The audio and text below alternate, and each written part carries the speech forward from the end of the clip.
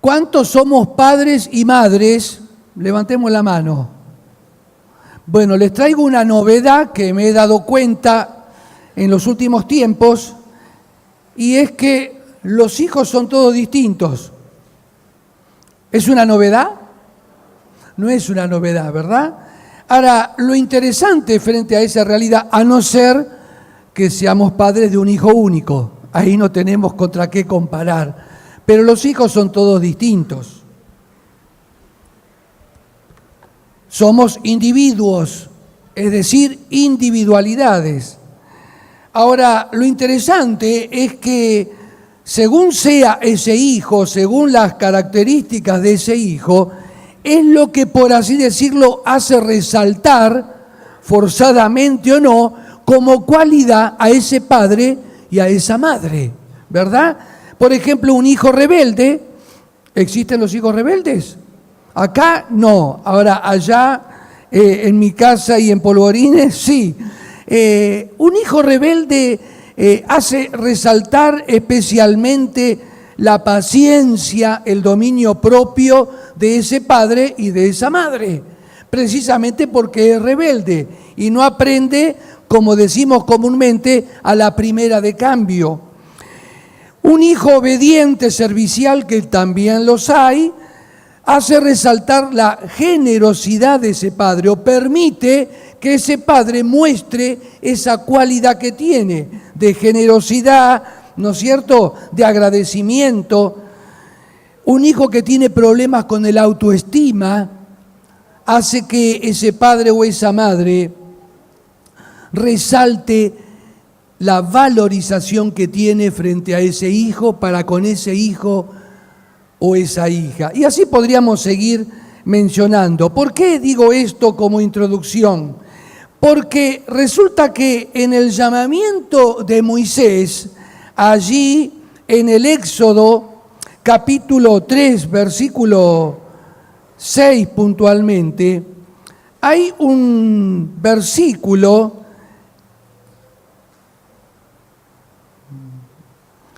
que normalmente lo leemos como tantos versículos y no nos paramos, no nos detenemos a ver todo lo que esa frase o esa palabra tiene como contenido. A veces nos pasa como cuando vamos por la calle y pasamos siempre por un mismo lugar, pero como se dice, ¿no es cierto?, miramos pero sin prestar atención. Y como yo paso siempre por acá y no me di cuenta de esto, porque una cosa es mirar y otra cosa es mirar con detenimiento. Y allí el versículo 6,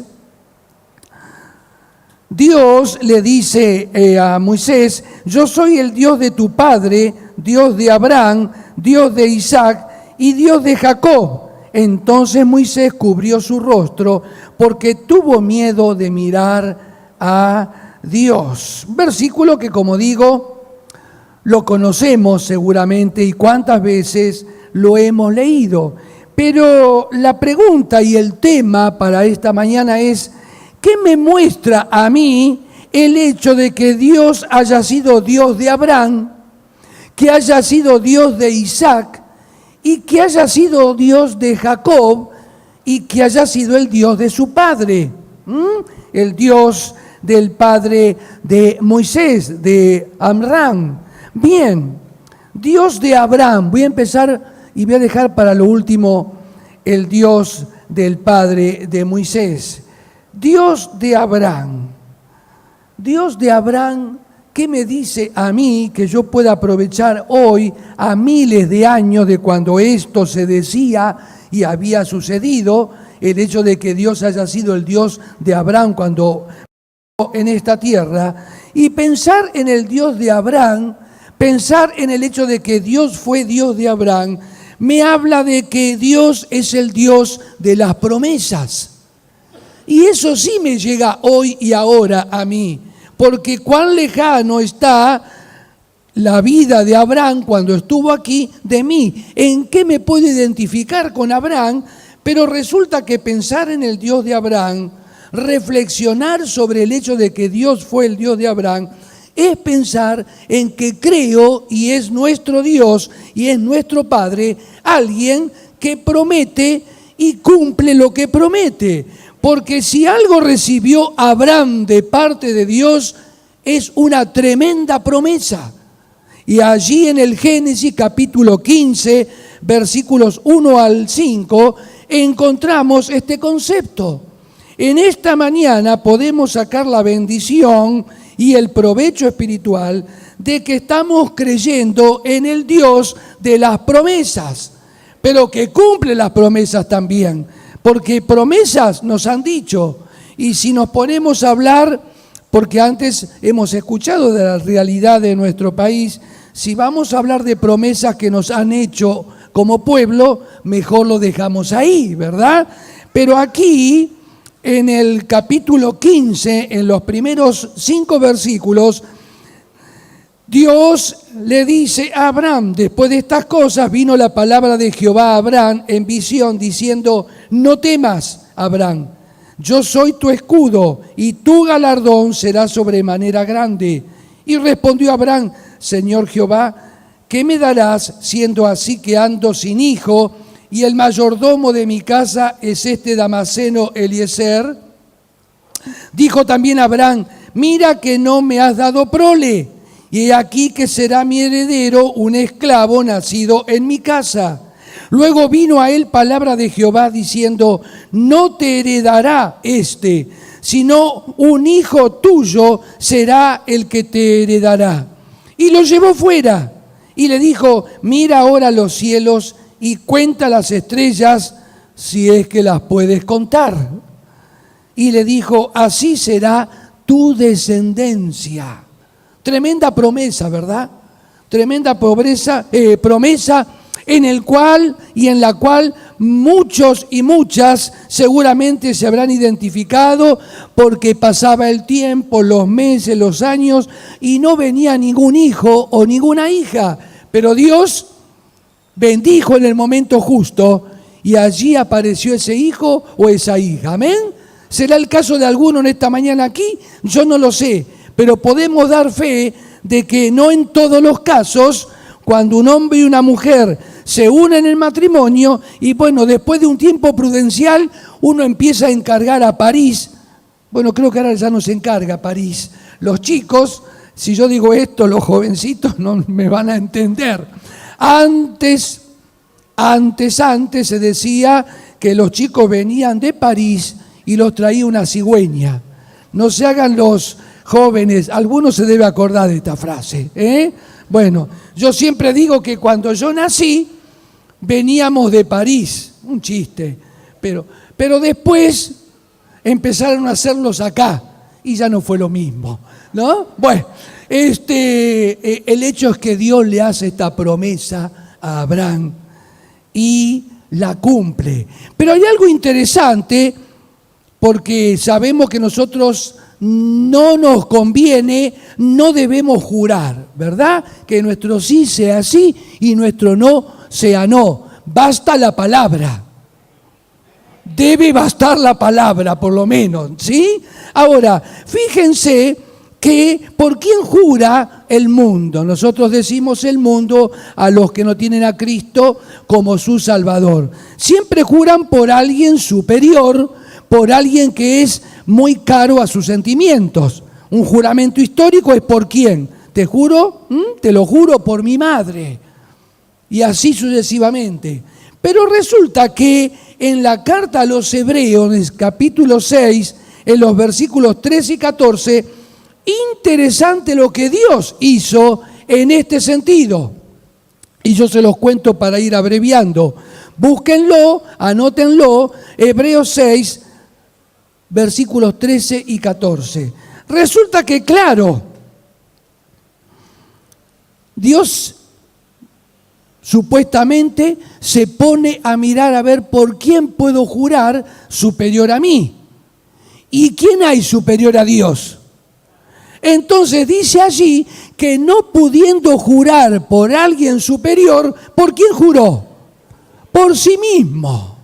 Así que prometió y se tomó la molestia, permítanmelo decir así, de jurar por sí mismo sobre la promesa que le había hecho a Abraham. Dios es el Dios de las promesas. Y Dios promete en esta mañana a cada uno, de acuerdo a nuestra necesidad, sea espiritual, material, familiar, física, lo que forme parte de la vida, una promesa puntual, pero esa promesa Él la va a cumplir. A veces no es en los tiempos que nosotros pensamos. Debemos reconocer a lo largo de la vida que muchas veces nos hemos topado con el hecho de que nuestros tiempos no son los tiempos de Dios. Pero Dios cumple en el momento justo, ni antes ni después. Creo que todos podemos decir amén sobre distintas realidades de la vida. No un amén porque yo lo estoy pidiendo, sino un amén fruto de la reflexión y de la conclusión de que sí, no puedo menos que reconocer que Dios no solamente promete, sino que cumple lo que me promete. Y hablando de promesas, y ahora hablando de Jesús, allí al final del Evangelio según San Mateo, Él ya estaba pronto a partir. ¿Qué les dice allí? Mateo 28, la segunda parte del versículo 20. He aquí yo estoy con vosotros todos los días hasta el fin del mundo. El fin del mundo todavía no llegó, así que esa promesa sigue siendo válida hoy en día. Hoy, ahora, a la hora que sea, no tengo reloj aquí, sí, sigue valiendo esta promesa y Jesús la sigue cumpliendo. Porque es el Dios de las promesas. Y hablando de las promesas, hay dos adjetivos calificativos importantes que encontramos en la segunda carta del apóstol Pedro, capítulo 1, versículo 4. A ver, ¿quién de ustedes se anima a decirme cuáles son esos dos adjetivos calificativos en cuanto a las promesas? Busquen 2 Pedro, capítulo 1, versículo 4. Bueno, acá el pastor la sabe, ya me la ha dicho, yo la he escuchado, pero a ver quién se da cuenta de cómo son esas promesas según el versículo que mencioné. De paso le cuento que hay, porque sigue existiendo, porque los himnos no mueren, por ahí se dejan de cantar, pero no mueren, no son personas para que mueran. Un hermoso himno habla de que todas las promesas del Señor Jesús son apoyo poderoso de mi fe. Amén. Todas las promesas del Señor Jesús son apoyo poderoso de mi fe. Y tal vez para alguno, en esta mañana, el hecho de recordar, no aprender porque seguramente lo sabe, pero saben, muchas veces Dios no es que nos tiene que enseñar algo nuevo, nos tiene que recordar lo que sabemos, pero no lo tenemos allí presente a flor de piel, y es importante que así sea. Por eso que muchas veces Dios nos recuerda conceptos para nuestro beneficio, para bendición de nuestras vidas. A ver cómo son esas promesas, grandes y preciosas, hermosos adjetivos calificativos en cuanto a las promesas de Dios. Así que por último, para reflexionar sobre el hecho de que Dios, al ser el Dios, al haber sido el Dios de Abraham, nos llega a nosotros hoy, y esto me sirve, que estoy confiando en un Dios que promete, pero que cumple también. Allí en la carta a los Romanos, capítulo 4, versículos 19 al 21, encontramos este concepto en relación a el cumplimiento de las promesas de Dios. Y viene hablando de Abraham. Es más, el capítulo se trata, y en las versiones clásicas tiene el título, el capítulo 4, el ejemplo de Abraham. Y no se debilitó en la fe, Abraham, al considerar su cuerpo que estaba ya como muerto, siendo de casi 100 años, o de la esterilidad de la matriz de Sara. Tampoco dudó por incredulidad de la promesa de Dios, sino que se fortaleció en fe, dando gloria a Dios, plenamente convencido de que era también poderoso para hacer todo lo que había prometido. Dice el versículo 20 que se fortaleció en fe. Y antes escuchábamos, mencionando el caso de este hermano, que el que tiene que tener la fe era ese hermano. Dios hace su parte, la iglesia hace su parte, pero yo tengo que hacer mi parte en cuanto a lo que yo necesite, y parte de mi parte es depositar la fe en Dios, tener firme y fuerte y bien viva esa fe que no va a ser defraudada. Así que en primer lugar, Dios, al haber sido Dios de Abraham, nos muestra que es, fue y será el Dios de las promesas. Pero también le dice a Moisés que él fue el Dios de Isaac. Y pensar en Isaac es pensar en qué es el Dios, en qué sentido. Bueno, Isaac representa lo imposible. Isaac representa lo imposible para el ser humano, lo imposible para nosotros de acuerdo a nuestras fuerzas y nuestra visión. Dios de lo imposible. Vamos nuevamente al libro del Génesis, capítulo 18. Hoy Isaac para nosotros es eso imposible, eso que todavía no he visto y necesito que se vea en mi vida, en la vida de mi matrimonio, en la vida de mi familia, en todo lo que tiene que ver con nuestra realidad. Que haya sido el Dios de Isaac, en segundo lugar, nos muestra que Dios es el Dios de lo imposible. ¿Podemos dar fe de esto? Tendremos experiencia personal de que Dios ha sido el Dios de lo que para mí era imposible conseguir o lograr. Allí los versículos 11 y 12 dice: y Abraham y Sara eran viejos de edad avanzada, y a Sara le había cesado ya la costumbre de las mujeres. Se rió pues Sara entre sí diciendo: después que he envejecido tendré deleite, siendo también mi Señor ya viejo. Hermanos, en el caso de Isaac es directamente un milagro, porque Dios es el Dios de los milagros. ¿Un milagro qué es? ¿Cómo podemos definir la palabra milagro? Yo siempre les digo allí, ¿no es cierto?, a los míos, miren, lo difícil es explicar lo difícil en forma fácil.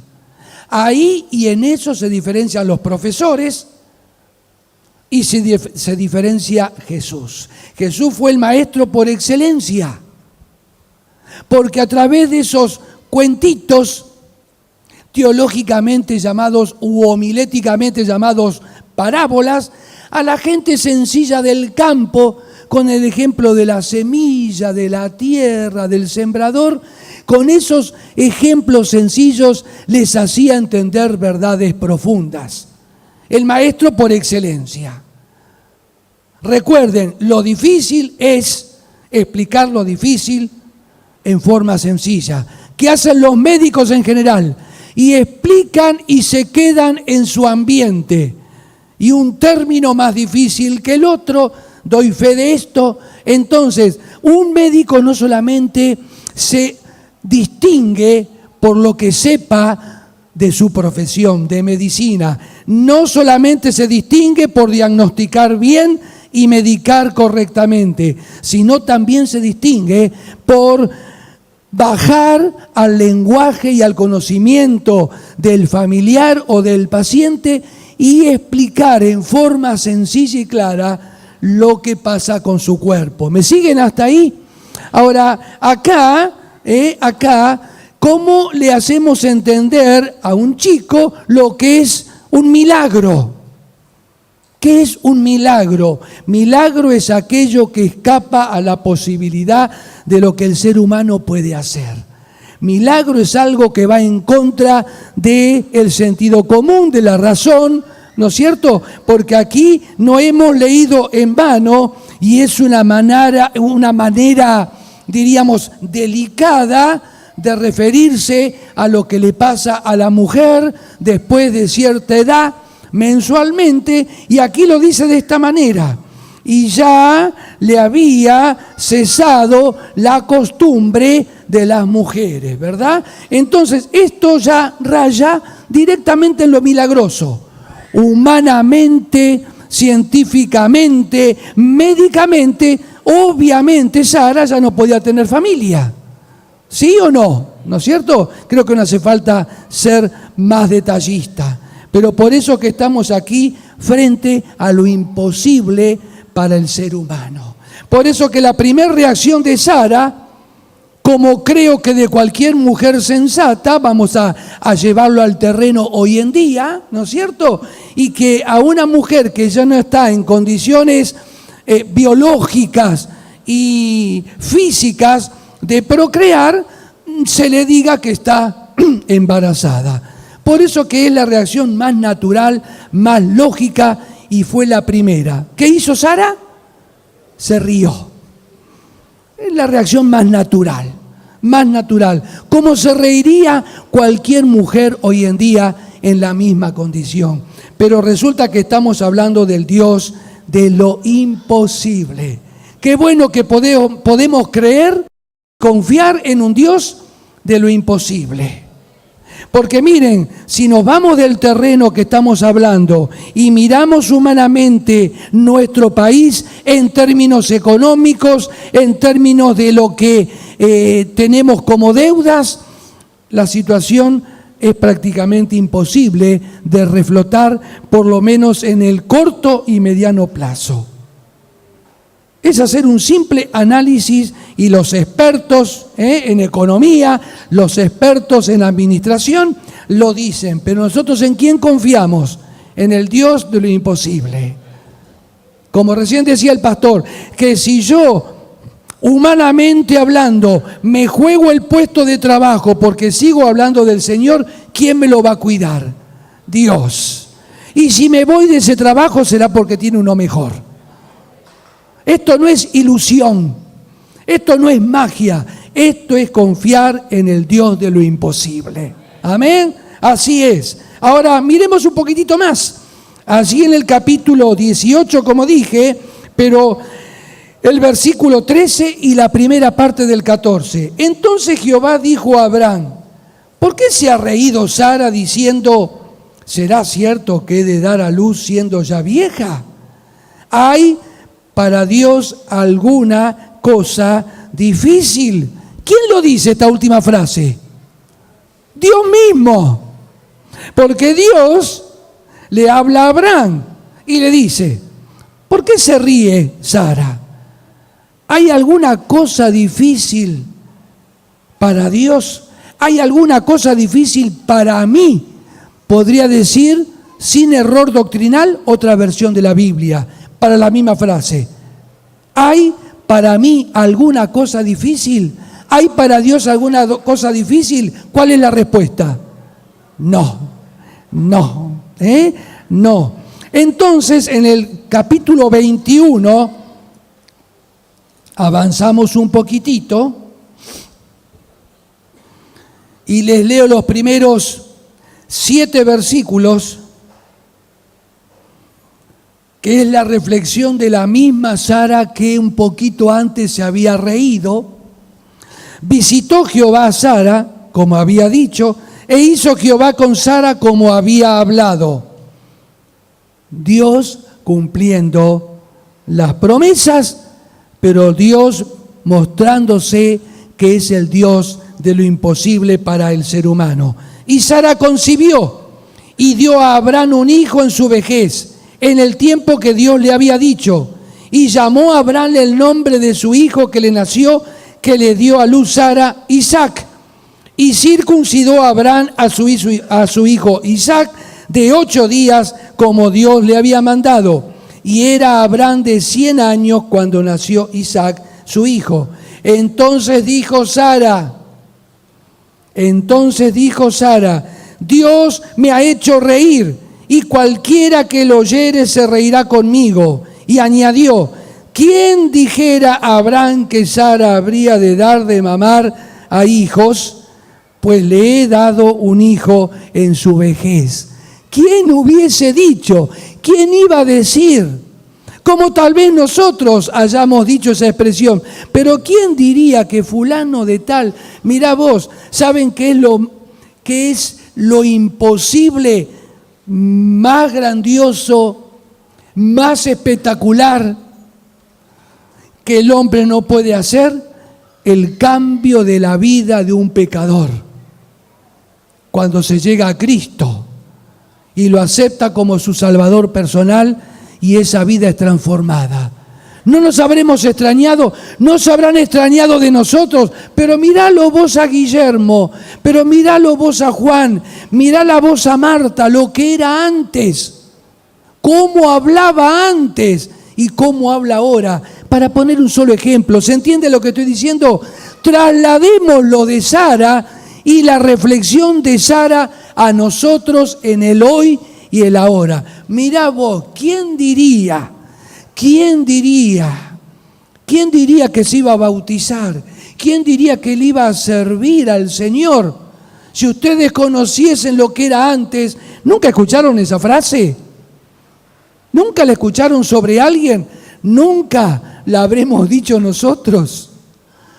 Mirá vos, es lo que está diciendo Sara, ¿verdad? Ahora, en esto de cosas que nosotros no podemos por nuestros propios medios, el apóstol Pablo allí en la segunda carta a los Corintios, capítulo 10, versículo 4, está hablando de otras cosas para lograr lo imposible. Búsquenlo, segunda Corintios, capítulo 10, versículo 4.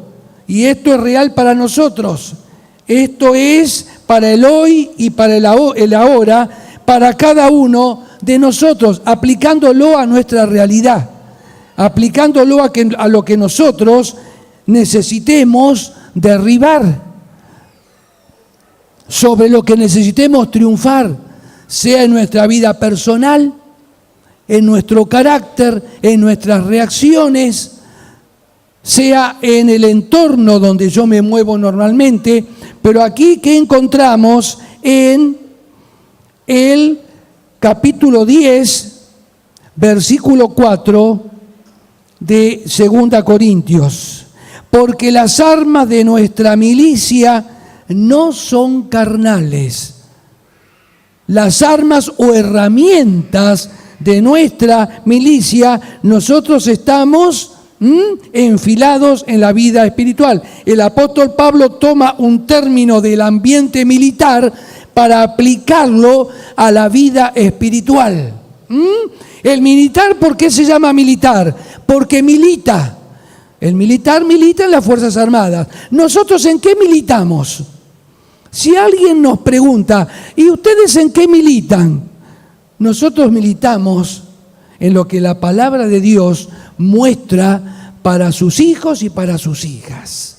Y militamos en el Evangelio, en el único Evangelio. Esa es nuestra militancia, porque las armas para poder militar como cristianos no son de este mundo, sino poderosas en Dios para la destrucción de fortalezas. Son poderosas en Dios para la destrucción de fortalezas. Para resumirlo, para poder lograr lo imposible.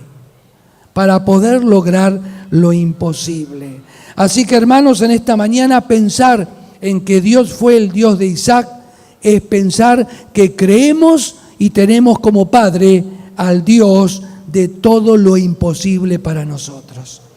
Habrá cosas que todavía nosotros no hemos logrado, habrá cosas que todavía no hemos derribado en nuestra vida, en la vida de nuestra familia, no lo sé.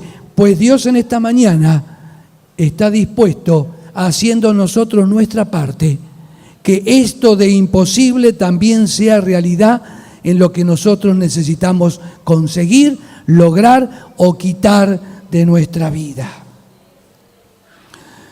Pero Dios también fue el Dios de Jacob. Dios le dice a Moisés: yo he sido Dios de Abraham, yo he sido Dios de Isaac, pero he sido Dios de Jacob. Interesante este muchacho. Para los que conocen la historia, ya lo saben, pero yo se los cuento a grandes rasgos. Job fue un ventajero. ¿Conocen ustedes personas ventajeras? Que no dan puntadas sin hilo. Fue un especulador. Compra la primogenitura, yo se los cuento, ustedes búsquenlo, así a grandes rasgos, que con solo mencionarlo tienen el panorama bastante ampliado. Compra, como dije, la primogenitura, con ayuda se disfraza para lograr la bendición del padre, que para los tiempos que corrían y para las leyes que corrían era sobre el primogénito, sobre el mayor. Hace unas tretas ahí que han tratado de explicarla los teólogos sobre el ganado, con unas varas. Ventajero, especulador. Como muchos hoy en día que pactan. Claro, porque en la Biblia figura el concepto y la palabra pacto. Pero lo deforman y entonces Dios, yo te prometo tal cosa si vos me das tal otra. Yo no encuentro base bíblica para encarar un pacto en esas condiciones. Yo poniéndole condiciones a Dios. Pero es lo que se da hoy en día, hermanos. No hay mejor manera de encarar la realidad que saber los tiempos que corren en general. Estoy hablando en general. Espero que se entienda. Y por supuesto con todo respeto, pero con la mayor claridad posible. Todo el mundo hoy habla de Dios. El tema es qué dice de Dios y cómo lo encara Dios y cómo lo presenta Dios. Porque no se trata de hablar de Dios por el hecho de hablar de Dios. Y ahora que yo les presento un poquitito el currículum de Jacob a nivel personal, porque Dios a pesar de todo eso lo utiliza, Dios a pesar de todo eso lo bendice. Entonces, si Jacob, siendo como era, ahora estoy escuchando, por si no lo conozco, pero seguramente más de uno conoce la historia, pensar que Dios fue el Dios de Jacob es pensar en el Dios de la misericordia, porque vaya si le tuvo misericordia a Jacob, que a pesar de cómo se condujo, Dios lo aceptó y Dios lo bendijo. Y la Biblia no se contradice, ni la Biblia miente. Hay que sacar conclusiones coherentes, correctas, equilibradas, centradas, maduras. Entonces, no hay contradicción en la Biblia. Dios fue el Dios de la misericordia y sigue siendo el Dios de la misericordia. Porque nosotros nos ponemos a mirar a Jacob y saben, lo más fácil que es analizar al otro, ¿o no? Lo más fácil es ponerle la lupa al otro. Por eso que hay un dicho que no es bíblico, por lo menos tal cual se lo dice, pero es real. Consejo vendo, para mí no tengo. ¿Lo escuchó alguna vez? Consejo vendo. Sí, yo tengo consejo para el otro, para la otra, un montón, pero para mí no tengo. Somos de poner la lupa al prójimo, pero no nos ponemos una lupa con espejo para ver nuestros defectos, nuestros pecados, nuestras imperfecciones, ¿verdad? Y qué bueno que fue Dios misericordioso con Jacob. Pero yo soy muy sincero. Qué bueno que Dios es misericordioso conmigo. No sé con usted, porque yo de perfecto no tengo nada. No sé usted, no sé vos.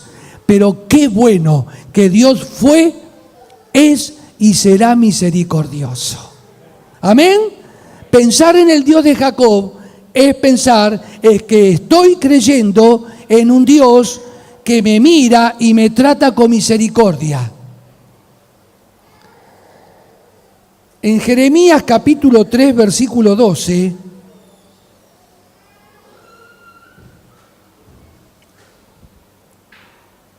porque también con el pueblo de Israel nosotros podemos hacer un balance, lo analizamos, que no está mal, pero qué cosa, qué terco el pueblo de Israel, qué cabeza dura.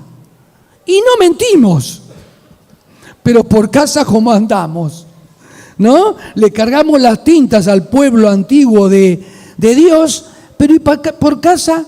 A veces tenemos que reconocer que no somos muy distintos de Israel.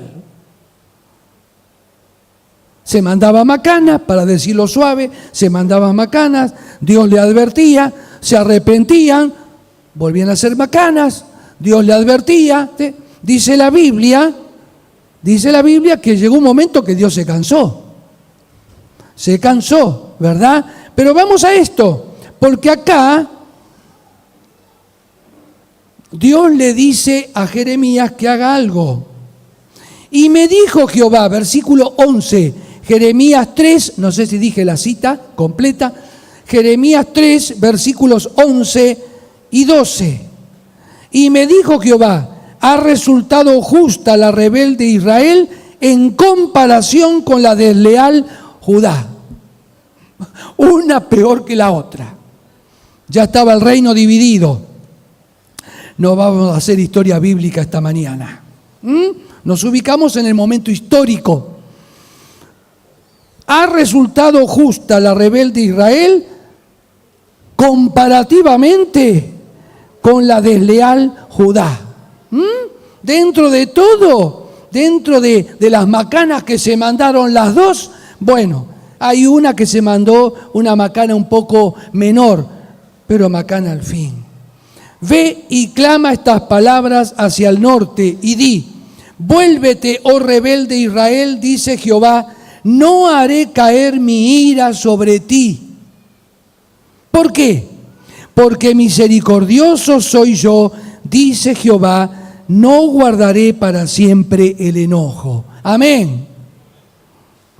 ¿Y no habrá tenido que hacer en algún momento Dios lo mismo conmigo, con nosotros, manifestando su misericordia por encima de los otros atributos que Él siempre tiene?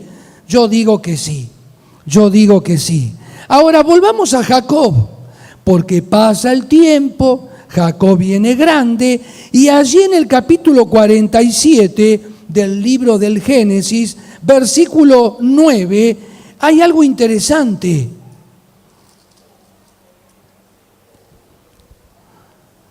Y es el reconocimiento de Jacob haciendo un balance de su vida. Antes escuché que están o van a hacer un balance, una evaluación de lo que se propusieron el 1 de enero a través de esas piedras. Bueno, llegamos ahora a fin de año. ¿Cómo estuvimos? ¿Cómo nos fue? Eso es un balance. El mundo hace balance, el gobierno hace balance, las empresas hacen balance, y Jacob está haciendo acá, a través de este reconocimiento, parte de ese balance. 47, 9, pero voy a leer desde el 8. Y dijo Faraón a Jacob, ¿cuántos son los días de los años de tu vida? Y Jacob respondió a Faraón: los días de los años de mi peregrinación son 130 años. Pocos y malos han sido los días de los años de mi vida, y no han llegado a los días de los años de la vida de mis padres en los días de su peregrinación. Triste, ¿no? Lo que podemos valorar de esta afirmación en este momento de la vida de Jacob es su sinceridad. No pudo menos que ser sincero. Pero en el capítulo 48, versículo 15,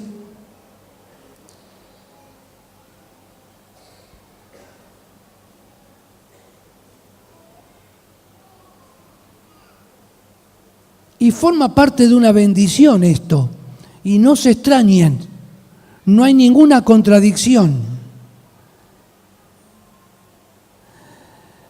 Y bendijo a José diciendo: el Dios en cuya presencia anduvieron mis padres Abraham e Isaac, el Dios que me mantiene desde que yo soy hasta este día. Y como dije antes, podemos leer los versículos rápido, pero en la medida que nos detenemos, le sacamos mayor provecho, mayor bendición, mayor riqueza a cada versículo de la palabra de Dios.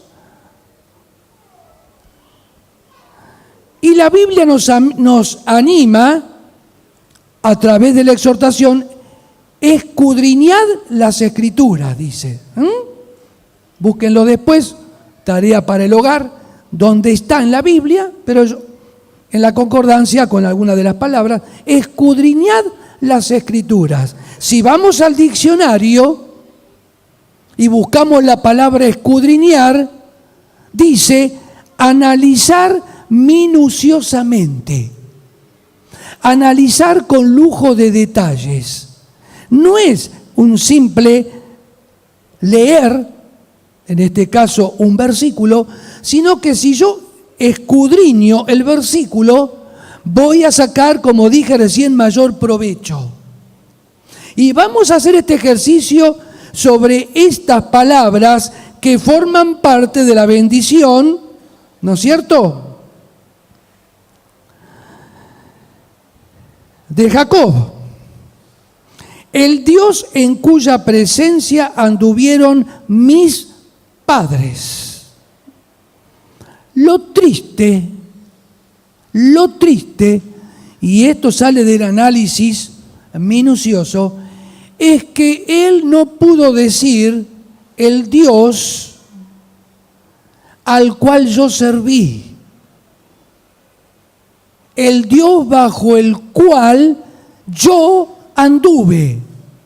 Solamente pudo referirse e irse a la generación anterior y decir el Dios en el cual anduvieron mis padres. ¿Se nota la diferencia? ¿Se entiende lo que estoy explicando? A veces las personas no pueden dar una referencia personal. Entonces esa persona en un currículum o cuando habla dice: yo soy el hijo de fulano y él hizo esto, hizo aquello. ¿Sí? Claro, mis padres o mis abuelos. No puede dar algo de sí. Y llevándolo al terreno espiritual, muchas veces pasa eso. No porque Dios no tenga bendición para esa persona, no porque Dios no tenga un propósito para con esa persona a través de su vida, pero por no haber hecho su parte, las únicas referencias que pueden dar es sobre sus anteriores, generación anterior o dos generaciones anteriores. Es lo que Jacob está haciendo aquí. No pudo decir algo en forma personal. Tuvo que remitirse a sus padres. Y a veces uno escucha, especialmente los actores, que tratan de despegarse de eso, porque dicen, no, yo quiero ser valorado y reconocido, no porque soy el hijo de, la hija de un actor famoso, una actriz famosa. Yo quiero que se me reconozca como yo. Es como decir, yo Guillermo Robert, no decir, yo soy el padre de Eduardo Robert, yo soy el nieto de Federico Robert. Y no estoy mintiendo.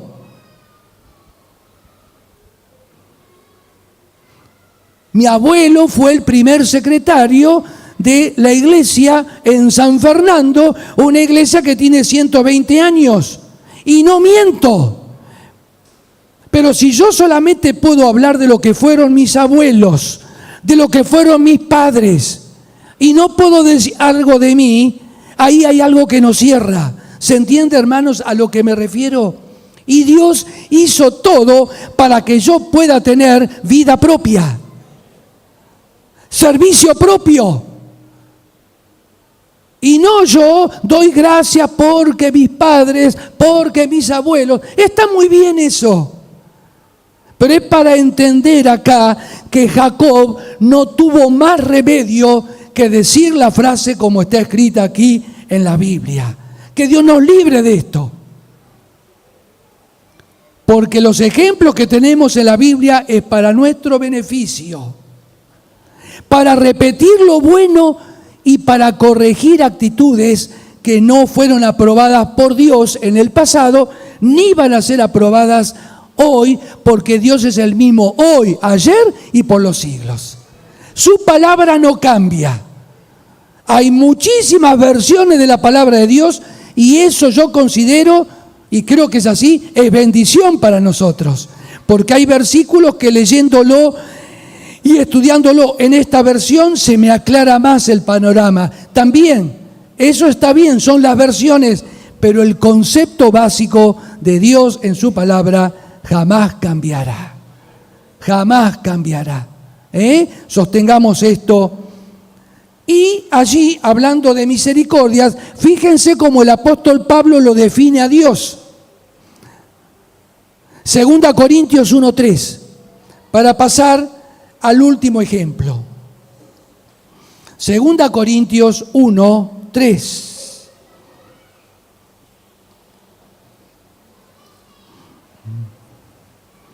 Es tan manifiesta la misericordia de Dios que fíjense cómo lo define aquí el apóstol Pablo en la introducción a la segunda carta a las iglesias en Corinto. Bendito sea el Dios y Padre de nuestro Señor Jesucristo, Padre de misericordias y Dios de toda consolación. Hay otro padre famoso que es todo lo contrario y figura en la Biblia. Padre de mentiras. ¿A quién se refiere la Biblia con esa expresión? A Don Sata. Padre de mentiras. Porque él básicamente es ¿qué? Mentira. Satanás, ¿no? Ojo, no se me confundan. Y Dios básicamente es ¿qué? Y lo disfrutamos todos los días. ¿Están seguros? ¿Dios los mira con misericordia? ¿Necesitamos que nos mire con misericordia? ¿Qué sería de nosotros, verdad? ¿Qué sería de nosotros? Pero dejé para el final lo que en realidad aparece en primer lugar. ¿Saben por qué? Porque le habla a Moisés sobre el Dios que fue de Abraham, de Isaac y de Jacob.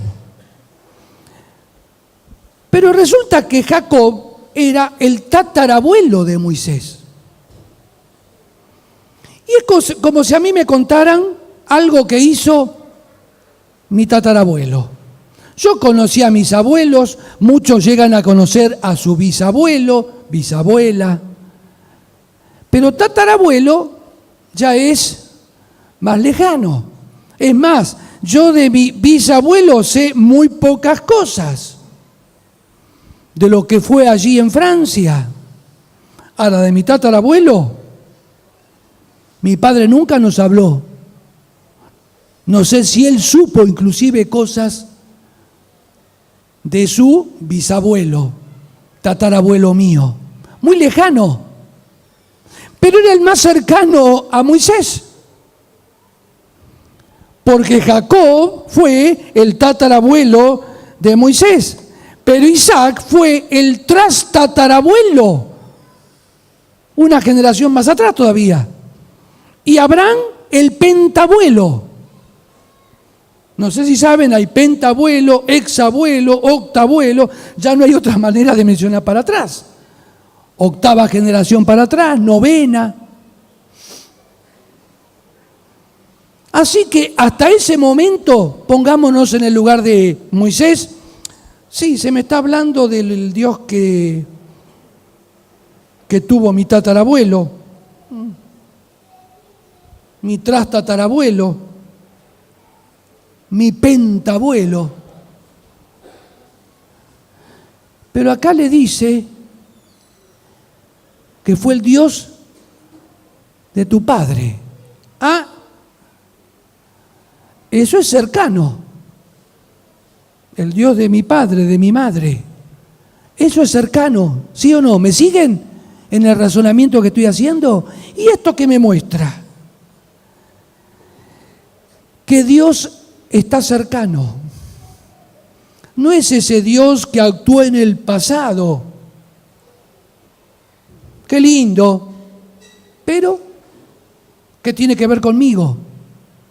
No, fue el Dios de tu padre, el cual inclusive más de uno de nosotros en esta mañana tenemos o tienen, como la madre, tienen. El Dios cercano es el Dios inmediato. Y Dios es tan cercano que está en estos momentos aquí. ¿Para qué? Para bendecirme, sí. ¿Pero para qué otra cosa? Para que a la luz de lo que hemos estado viendo, cuando ya termine el mensaje que está por terminar, podamos ponernos de pie y pedirle lo necesario. Y eso cada uno de nosotros lo sabe. ¿Me siguen?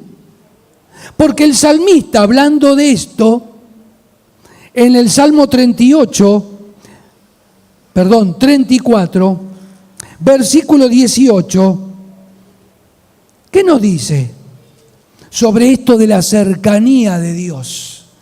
Sí, fue el Dios de tu padre Moisés, el Dios de Amram, al cual vos conociste.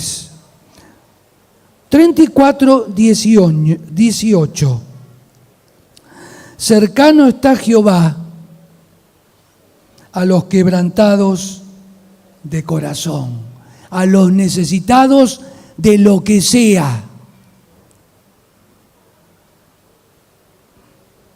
Porque la Biblia habla del corazón. Pero sepan ustedes que cuando habla del corazón en realidad está hablando de la mente. Dice el versículo, sobre toda cosa guardada, guarda tu corazón. Entonces cada 2 meses voy al cardiólogo a controlar el corazón, porque la Biblia me dice que debo cuidar el corazón por encima de todas las cosas. No. Es largo explicar ahora por qué la Biblia dice corazón y no los quiero complicar ni mezclar los temas. Sobre toda cosa guardada, guarda tu mente. Tu mente. La esencia de toda persona es su mente. Yo estoy haciendo esto con la mano izquierda. Esto es el final de un proceso. ¿Cuál es el principio de este proceso? Mi mente, que no es el cerebro, no estoy hablando del cerebro. El cerebro ocupa un lugar, se le puede calcular el volumen, se lo puede pesar. Estoy hablando de la mente, no del cerebro. La mente ordenándole al cerebro, y el cerebro básicamente a través del sistema nervioso central hace que yo haga esto con la mano izquierda. No es casualidad, sino causalidad que el apóstol Pablo dice que tenemos la que de Cristo. La mente, porque la esencia de Cristo es su mente, porque la esencia de toda persona, de todo ser humano es su mente. Transformaos por medio de la renovación de vuestro vestido. No. Transformaos por medio de la renovación de su corte de pelo. No. Transformaos por medio de la renovación de vuestro entendimiento. Ahí comienza todo lo nuestro. Y cuando dice quebrantado de corazón, todo empezó acá, para explicar esta frase. A los quebrantados de espíritu, a los quebrantados en su mente,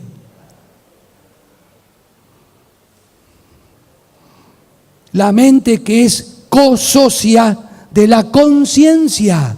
La conciencia no la podemos sobornar, no le podemos dar unos pesitos como al zorro gris y bueno, nos deja pasar a pesar de la infracción. No. ¿Y cuántos quebrantados hay? ¿Cuántos quebrantados hay? Y dice, y salva a los contritos de espíritu. Qué bueno que Dios está acá, dispuesto a esto. Dios no está así. No encuentro en la Biblia que Dios nos viva señalando.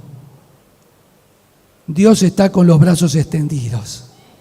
Claro que nos exhorta, claro que nos habla claro, claro que nos tira de las orejas, pero siempre con la disposición de que nosotros si vamos a Él en una actitud de sinceridad, de arrepentimiento, Él nos va a dar, por un lado, el perdón necesario y lo completa con darnos victoria. ¿Quién necesita victoria en su vida sobre lo que sea en esta mañana? Porque Dios es el Dios cercano. Dios está acá. Dios está acá. Y si hay quebrantados por lo que sea, por supuesto, pero esto no es mezclar los conceptos, por supuesto, una opresión en nuestra mente va a repercutir inclusive en nuestra salud física. Eso sí, porque Dios nos hizo una unidad. Un área repercute en la otra y viceversa. ¿Quién no comió rápido porque tenía que tomar el colectivo, porque tenía que tomar el tren? Sé de lo que hablo, comer rápido y después cuando iba viajando en el tren tenía como una pelota en el estómago. ¿Por qué? Porque comí nervioso, a la apurada. Sí, sí. Lo mental repercute en lo físico en lo mental, pero eso es otra cosa.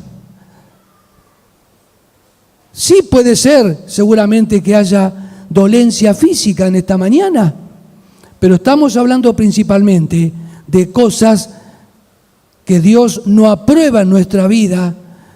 Yo me doy cuenta, me cuesta lograr la victoria, pero Dios quiere estar bendiciendo en esta mañana. ¿Nos ponemos de pie?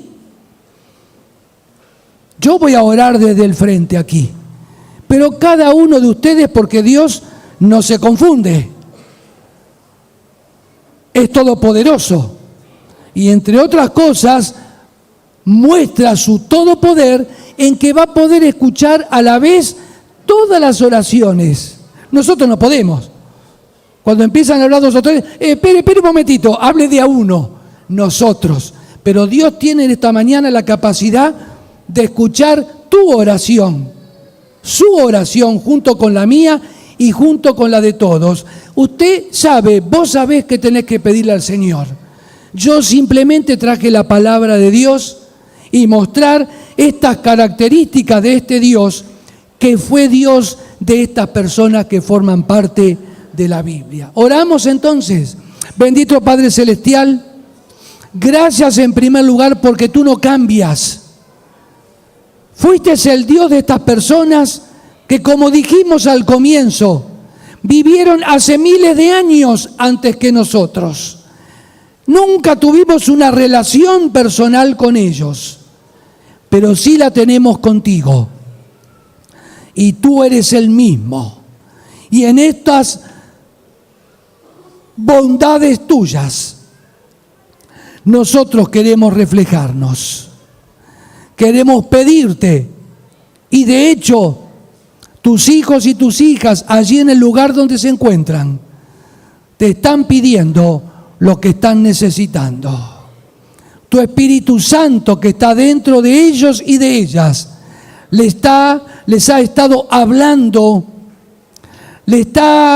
han estado haciéndole recordar aquellas cosas que deben superar, que quieren superar, pero que solos y solas no podemos. Nos tomamos de tus promesas, de que tú escuchas a tus hijos y atiendes el ruego de ellos y de ellas. Yo te lo pido para con mi vida, Padre, pero también tú estás escuchando el clamor, el ruego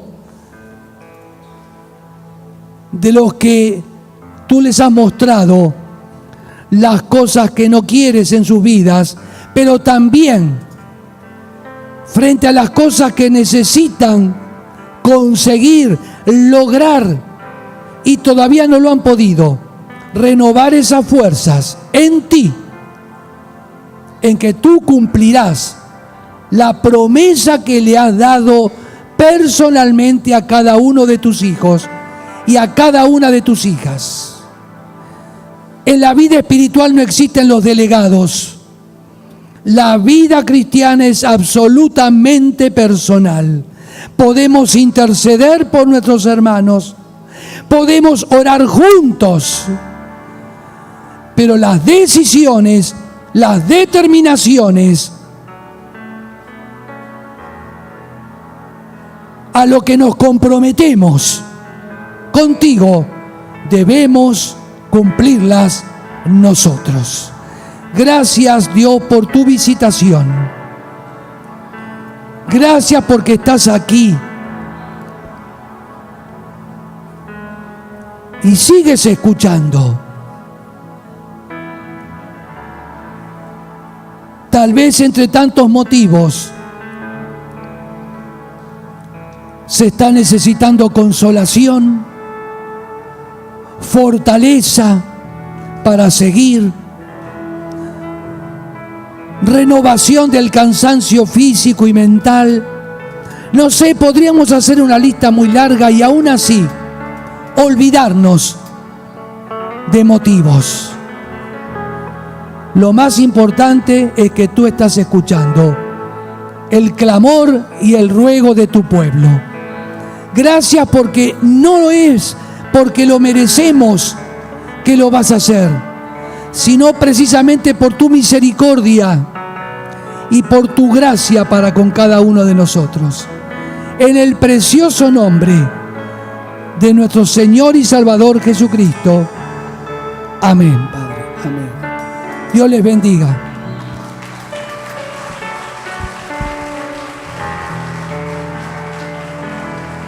Dios è fatto